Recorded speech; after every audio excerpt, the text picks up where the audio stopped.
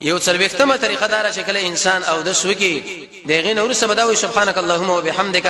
اشهد ان لا اله الا انت استغفرك واتوب اليك معنی دا ده پاکی د تعالی یا الله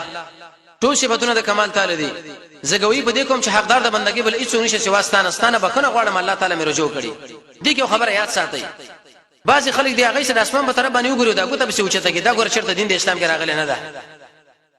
کچیرته نفس هغه قتل د عمر رضی الله عنه شامن منسوب کړي چې هغه پورته قتل علماء په هغه باندې اون کلام کړي نه پکې د اسمان په طرف باندې قتل شته او نه د اسمان په طرف باندې دا کوته وچته ول شته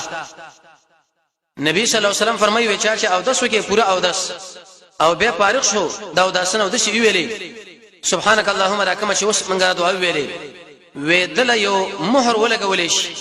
د عرش باندې کې خودلې شي تر ورځې قیامت پورې بالکل بيد ماتيږي نه اته د عمل د الله په نسبت دومره قیمتي دي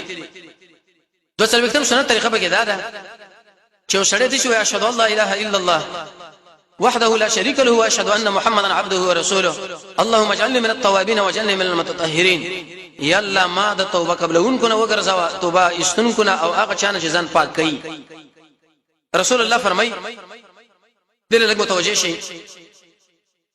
چې انسان کله او د سو کې او د قدوه وي او د جنت اته دروازې رب العالمین در اخلاص کې ورته وو چې په کومه دروازه مته داخله کې داخل شي څومره وړي کې عمل موږ تاسو لخاري لیکن زموږ د الله په نسبت د قیمت دا خوار سره کول شو او دا خوار سره کول شو دا دعا اته دروازې په جنت در اخلاص کې چې په کومه باندې تو ورزي رسول الله فرمایي تعالی اجازه را ځکه ظاهري باطني دا دواړه پاک شو